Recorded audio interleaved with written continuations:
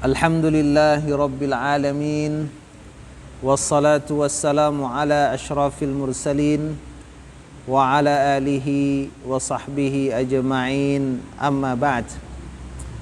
Alhamdulillah, ikhwah fillah yang dirahmati oleh Allah subhanahu wa ta'ala.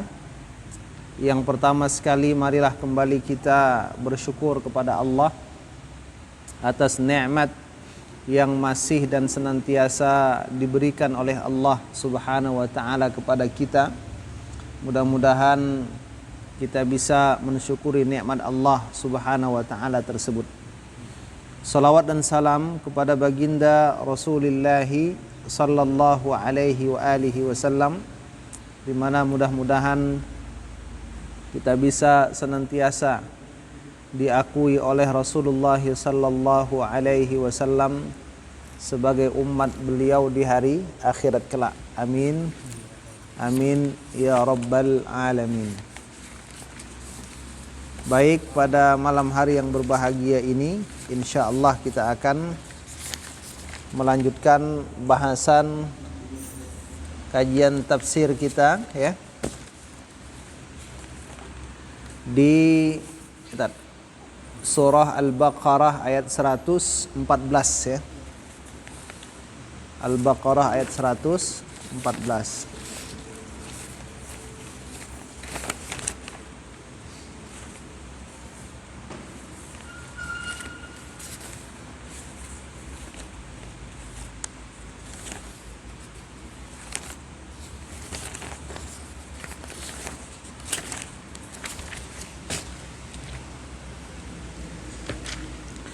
Qala al-musannif rahimahullahu ta'ala, nafa'ana Allahu bihi wa bi'ulumihi fid daraini amin. Amin ya rabbal alamin.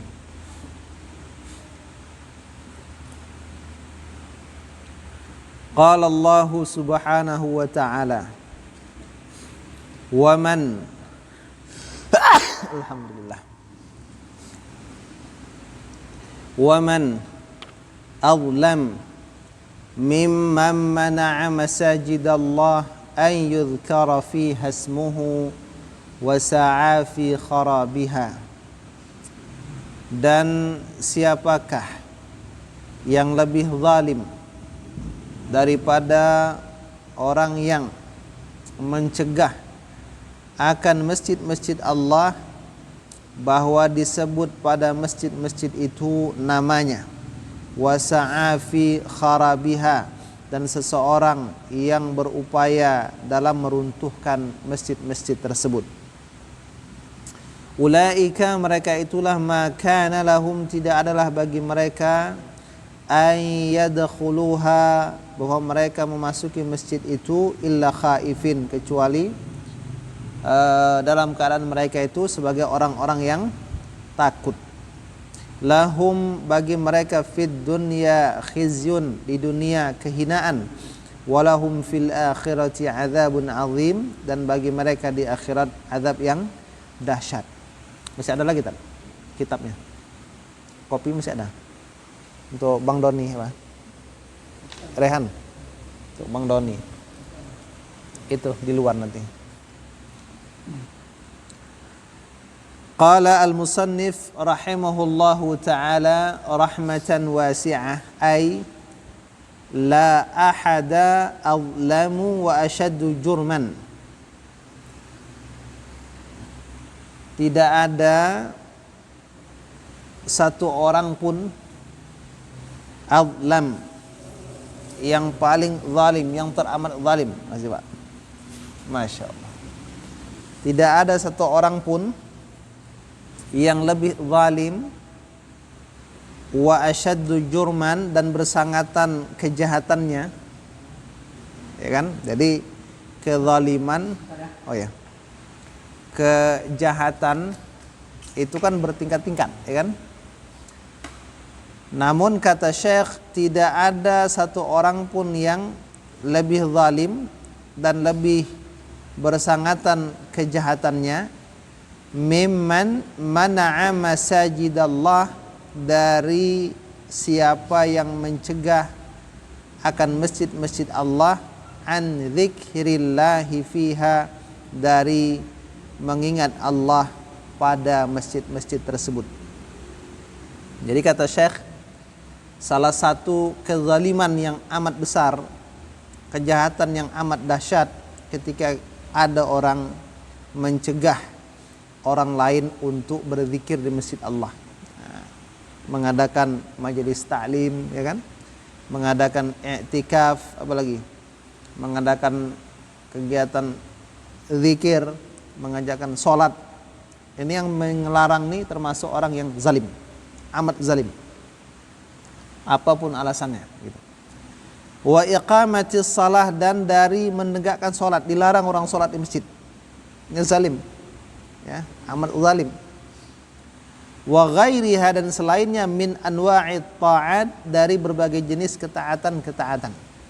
Makanya kita jangan mencegah kaum muslimin untuk berzikir di masjid, sholat di masjid, atau melakukan kegiatan ibadah di masjid. Nah, gitu. Lalu firman Allah Subhanahu wa taala, wasa'a, dan ia berupaya, berusaha. Apa maksudnya? Kata-kata sa'a itu ai ijtahada wa badala wus'ah. Ia bersungguh-sungguh, wa badala wus'ah, dan mengorbankan kemampuannya, powernya, pengaruhnya, idenya, apalagi kata-katanya, fi kharabiha, dalam meruntuhkan masjid-masjid tersebut. Ini kata-kata meruntuhkan, dia punya dua pengertian secara fisik, indrawi atau ma'nawi. Al-hissiyu wal ma'nawi. Makna meruntuhkan itu adalah makna yang bersifat hissi, indrawi atau dan ma'nawi. Jadi ketika Allah mengatakan yang paling zalim itu adalah orang yang berupaya untuk meruntuhkan masjid secara fisik maupun secara indrawi maupun ma'nawi, secara zahir maupun batin. Nah, jadi mau dia zahir, mau dia batin, mau hissi, mau ma'nawi, kalau dia tergolong itu, maka sama dengan orang yang meruntuhkan masjid dan sezalim-zalim kezaliman. Fal kharabul hissi, maka meruntuhkan yang bersifat indrawi itu, bagaimana gitu? Hadmuha wa takhribuha wa takdziruha, maksudnya merobohkan masjid-masjid, meruntuhkan masjid-masjid, mengotori masjid-masjid. Maksudnya mengosongkan masjid sehingga kotor gitu. Karena masjid itu kalau sudah dikosongkan kan kotor gitu kan. Kalau orang tak boleh sholat di masjid itu, masjid kosong, akhirnya kotor, sarang laba-laba, ya kan, masuk kambing, apalagi segala macam binatang masuk. Itu namanya meruntuhkan masjid secara hissi, secara indrawi. Jadi ada masjid bongkar, runtuhkan, robohkan, ini jelas nampak di mata gitu. Tapi wal kharabul ma'nawi, meruntuhkan secara maknawi bagaimana gitu? Tadi secara indrawi, sekarang ma'nawi. Man'udz dzakirina lismillahi fiha, melarang orang-orang yang menyebut atau mengingat nama Allah di dalam masjid itu. Dilarang berlama-lama di dalam masjid. Ya kan, masjid hanya untuk sholat atau termasuk tidak boleh mengadakan pengajian di masjid ini. Nah, itu. Walaupun masjid tak dirobohkan, tapi dia melarang kegiatan masjid. Nah, masjid khusus untuk sholat saja, gitu kan? Artinya, kalau makan di masjid boleh, makan di masjid boleh asal jangan mengotori masjid. Minum di masjid boleh, tidur di masjid boleh, asal jangan mengotori masjid. Wa hadza 'amun likulli man ittasafa bihadhihi sifah. Dan perkara ini, masalah ini amun, umum, yang melingkupi untuk setiap orang yang ittasafa, bersifat bihadhihi sifah, dengan ini sifat. Siapa saja, mau orang muslim, mau tak muslim, mau laki-laki, mau perempuan, siapa saja, mau zaman ini, zaman dulu, pokoknya kalau seperti ini sifatnya paling zalim dia. Nah, gitu. Kalau mengosongkan masjid karena corona, Pak. Gitu kan. Nah, ini lihat niat, ya kan. Kalau niatnya memang karena kemaslahatan itu beda. Tapi maksud mengosongkan masjid karena corona itu artinya azan tetap berkumandang 5 waktu. Tapi orang sholat di rumah masing-masing. Bukan tidak sholat di masjid, tak ada azan. Nah, ini masalah. Jadi azan tetap di masjid. Cuma nanti tambah shollu fi buyutikum, sholatlah di rumah-rumah kalian masing-masing. Nah, gitu. Jadi bukan total masjid itu kosong, tidak. Fayadkhulu fi dzalika ashabul fil, maka masuk pada yang demikian itu, pada perkara yang disebut dengan berupaya merobohkan masjid itu, siapa yang masuk? Ashabul fil, Abraha dan tentara bergajahnya, yang dia iri melihat orang-orang Arab itu setiap tahun mengunjungi Mekah untuk beribadah haji pada zaman itu. Jadi dia ingin memalingkan itu ke rumah ibadah megah yang sudah dia buat, kan itu di Yaman, kan gitu kan. Dia berupaya meruntuhkan itu, ternyata bukan Ka'bah yang runtuh, tapi dia yang runtuh di luar. Nah, gitu. Jadi siapa yang berniat meruntuhkan agama Allah, maka Allah akan meruntuhkan dia. Wa Quraisyun, dan juga masuk pada yang demikian itu siapa? Quraisy. Orang-orang Quraisy ketika mereka hina saddu Rasulullah sallallahu alaihi wasallam anha amal Hudaybiyah, ketika mereka menghalangi Rasulullah sallallahu alaihi wasallam dari Al-Masjidil Haram, dari masuk ke Masjidil Haram. Kan tak boleh waktu Hudaybiyah, kan? Pada tahun Hudaybiyah orang-orang Mekah melarang Nabi untuk umrah ke sana. Amal Hudaybiyah, pada tahun Al-Hudaybiyah. Begitu. Mereka larang, zalim. Jadi kita jangan melarang, mengusir-ngusir orang yang bersorban, bawa kompor, kan 3 hari i'tikaf di masjid. Kita usir, zalim kita. Kenapa? Mereka di masjid itu beribadah, i'tikaf, ta'lim, dakwah, nah gitu. Kan di masjid bukan joget-joget, kan itu kan. Nah, itu dia. Wan nasara hina akhrabu Baitul Maqdis, dan orang-orang Nasrani masuk juga pada yang demikian itu ketika mereka merubuhkan Baitul Maqdis. Di situ orang-orang Yahudi beribadah kepada Allah Subhanahu wa taala.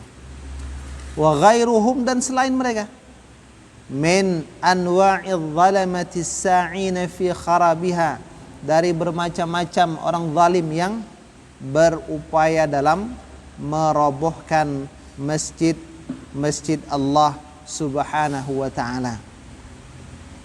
Muhaddatan lillah, karena permusuhan terhadap Allah, karena penentangan terhadap Allah. Wa musyaqqatan, dan juga karena memusuhi, ya, jadi karena permusuhan kepada Allah. Jadi orang-orang yang berupaya menghancurkan masjid itu karena permusuhan kepada Allah. Beda kalau ada masjid dirobohkan untuk dibangun balik, diperluas. Nah, jadi tak boleh itu karena permusuhan, kebencian, kemarahan. Fajazahumullah, maka Allah telah membalas mereka. Bagaimana balasan Allah Subhanahu wa taala kepada mereka? Bi an mana'ahum dukhulaha syar'an wa qadaran. Dengan bahwasanya Allah Subhanahu wa taala melarang mereka, mencegah mereka akan masuk ke masjid-masjid Allah secara syara' dan secara takdir. Orang yang melarang umat Islam beribadah karena kebencian mereka, kemarahan mereka kepada agama Allah, maka Allah akan balas mereka dengan mereka tidak bisa masuk ke tempat itu secara syara' dan takdir. Apa maksud syara' dan takdir? Syara' secara syariat di dalam Islam, orang-orang musyrik, orang-orang yang membenci Islam tidak boleh secara leluasa masuk ke masjid sesuka hati. Secara takdir Allah akan menutup pintu hidayah dalam hati mereka sehingga tidak bisa menerima kebenaran Islam. Illa, kalaupun mereka masuk, illa khaifina dzalilin, kecuali kondisi mereka itu takut dan terhina karena ditawan, ya kan? Jadi bukan dalam keadaan mulia tapi terhina. Falamma akhafu ibadallah akhafahumullah. Maka tatkala mereka itu orang-orang yang terzalim tadi itu, yang melarang orang masuk ke masjid itu, menakut-nakuti hamba-hamba Allah, maka Allah akan menakuti mereka. Nah, Allah balas. Fal musyrikun, maka orang-orang musyrik, alladzina saddu rasulah, yang mereka telah menghalangi rasulnya Nabi Muhammad sallallahu alaihi wa alihi wasallam, itu lam yalbath Rasulullah illa yasiran, tidaklah tinggal Rasulullah sallallahu alaihi wasallam kecuali sedikit. Jadi tidak butuh waktu lama. Ketika orang musyrik Mekah itu menghalangi Nabi Muhammad sallallahu alaihi wasallam untuk berumrah ke Masjidil Haram, tidak butuh waktu lama. Hatta adzinallahu lahu fi fathi Makkah, sampai Allah mengizinkan untuk Rasul menaklukkan kota Makkah. Wa mana'al musyrikin, dan mencegah orang-orang musyrik min qurbani baiti, dari mendekati rumah Allah Ka'bah. Faqala ta'ala ya ayyuhalladzina amanu innamal musyrikuna najasun fala yaqrabul masjidal haram ba'da amihim hadha. Wahai orang yang beriman, jangan sesungguhnya orang musyrik itu adalah najis, maka mereka tak boleh mendekati Masjidil Haram setelah ini tahun mereka ini. Itu akibat apa? Kezaliman yang mereka lakukan, di mana mereka mencegah Rasul untuk berumrah ke Masjidil Haram. Jadi kita jangan membuat makar, membuat rencana untuk mencegah orang dari memasuki masjid-masjid Allah. Nanti efeknya balik ke kita, gitu. Wa ashabul fil, dan ashabul fil, pasukan bergajah, qad dzakarallahu ma jara alaihim, maka Allah Subhanahu wa taala telah menyebutkan apa yang berlaku atas mereka. Faja'alahum faja'alahum ka'asfim ma'kul. Jadi seperti apa tuh? Daun yang digigit ulat, rontok gitu. Dengan gagahnya mereka dari Yaman mau menghancurkan Ka'bah, belum lagi mereka lakukan, rontok mereka. Oleh fa'arsala alaihim tayran ababil, dengan Allah kirimkan burung ababil yang membawa batu-batu kecil. Nah, jadi jangan coba-coba kita mencegah orang untuk beribadah di masjid, gitu. Wan Nasara, dan orang-orang Nasrani, sallallahu alaihim al-mu'minin.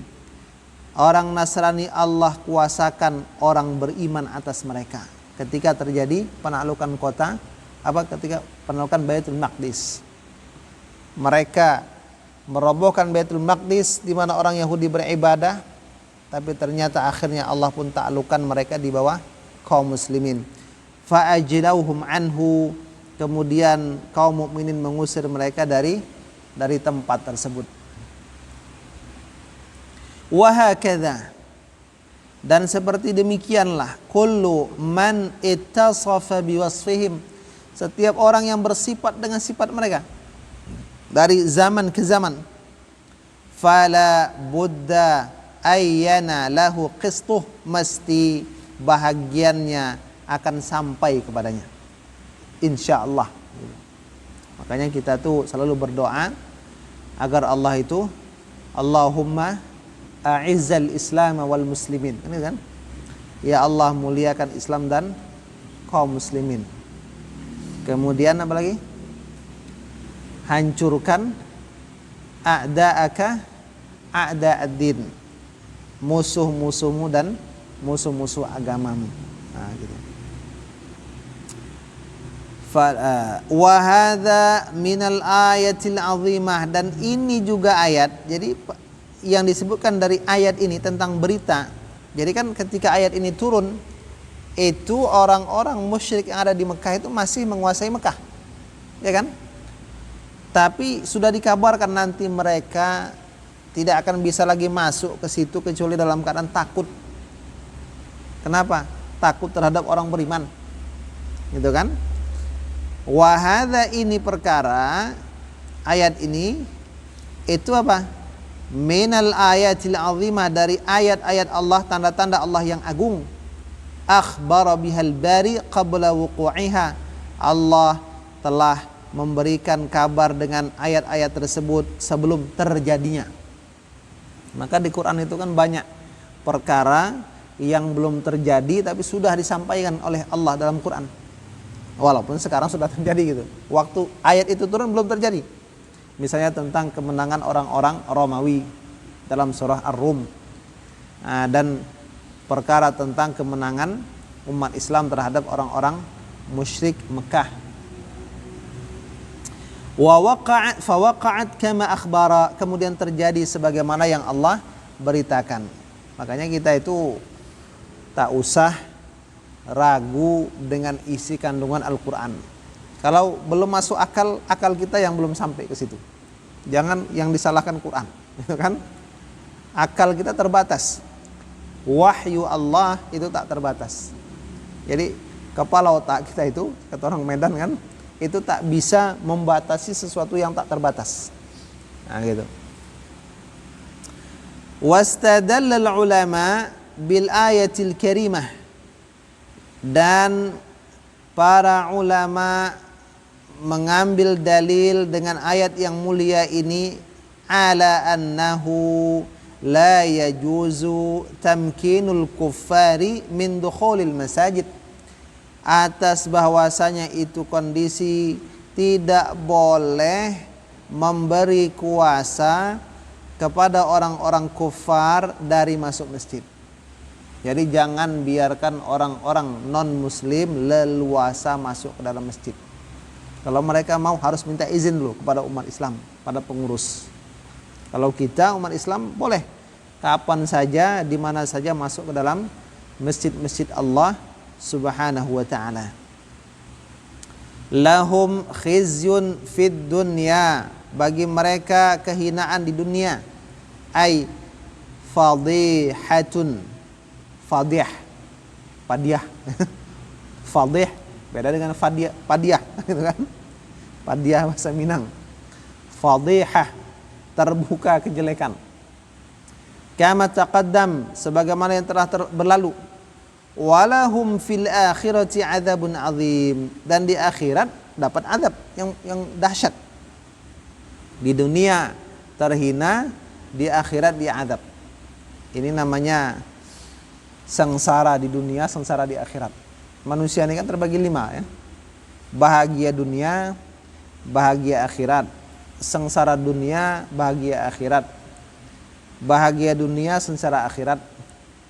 Yang lebih parah lagi, akhirat dunia sengsara, akhirat sengsara juga. Nah, tadinya. Wa idza kana la adlama mimman mana'a masajidallah ayyudhkara fiha ismuh. Dan apabila adalah tidak ada yang lebih zalim daripada orang yang mencegah masjid-masjid Allah disebut padanya nama Allah. Jadi kalau dalam pandangan Allah itu, siapa yang mencegah orang berzikir di masjid Allah itu termasuk sezalim-zalim kezaliman. Fala a'zama imanan mimman sa'a fi imaratil masajid. Maka tidak ada iman yang paling besar dari orang yang berupaya pada meramaikan masjid-masjid. Hissi atau maknawi. Jadi kalau ada orang secara hissi, secara maknawi dia berupaya meruntuhkan masjid supaya masjid itu kosong atau ambruk, itu sezalim-zalim manusia. Kalau melakukan sebaliknya, itulah sebesar-besar keimanan. Seorang yang memiliki kelebihan harta, dia fasilitasi masjid agar orang betah ke masjid, maka ini menunjukkan sebesar-besar keimanan dalam dirinya dan sebesar-besar pahala yang akan Allah berikan. Siapa yang membangun masjid walaupun hanya sebesar sangkar burung kecil, Allah akan bangunkan satu bangunan di surga. Berarti apa nilainya? Nilainya sangat Allah hargai. Artinya sesangkar burung itu masjid apa gitu, sebesar sangkar burung. Kita hanya mampu menyumbang satu batu bata untuk masjid, itu pun dinilai Allah gitu. Apalagi satu masjid gitu. Hanya sebesar batu bata kerikil saja Allah nilai. Nah, gitu. Kenapa? Karena meruntuhkannya itu sebesar-besar kezaliman, maka membangunnya, meramaikannya sebesar-besar keimanan. Nah, gitu. Bil imaratil hissiyati wal ma'namiyah, dengan meramaikan yang bersifat indrawi atau ma'nawiyah. Sama. Mau supaya orang betah di masjid, pasang AC kan itu kan. Rupanya orang betah di masjid setelah berasi, lalu itu dia. Tapi kalau niat kita untuk menyenangkan orang beribadah, Allah kasih nilai. Kama qala ta'ala, sebagaimana Allah berfirman, innama ya'muru masajidallah man amana billahi wal yaumil akhir. Hanyalah yang memakmurkan masjid-masjid Allah orang yang beriman kepada Allah dan hari akhir. Bahkan qad amara Allah ta'ala biraf'i buyutih, Allah memerintahkan meninggikan rumah-rumahnya, wa ta'zimihi, mengagungkan rumah-rumahnya, wa takrimiha, memuliakan rumah-rumahnya. Faqala ta'ala fi buyutin adzinallahu an turfa'a wa yudhkara fiha ismuh, pada rumah-rumahnya Allah izinkan dia ditinggikan dan disebut padanya nama Allah. Jadi kita jangan ragu-ragu berinfak untuk kepentingan masjid. Nah gitu. Tak ada pengajian di masjid, kita jadi inisiator supaya masjid ada pengajian. Nah, itu dia. Walil masajid ahkamun katsirah. Jadi masjid itu memiliki hukum-hukum yang banyak. Yarji'u hasiluha ila madmuni hadhil ayatil karimah. Kembali kesimpulannya kepada yang terkandung dari ayat-ayat Allah yang mulia ini. Artinya di antara hukum masjid itu diramaikan. Jangan kita membuat propaganda orang jauh dari masjid. Kalau perlu kita buat mainan di depan masjid biar anak-anak itu cinta sama masjid. Mulanya mereka main di luar masjid, besok-besok mereka sholat dalam masjid. Jangan marahkan anak yang ribut di masjid. Namanya anak-anak, kan itu kan. Kalau tak ribut bukan anak-anak gitu, tapi bapaknya anak-anak gitu. Nah, ini hikmah daripada surah Al-Baqarah ayat 114. Yang bagi tak?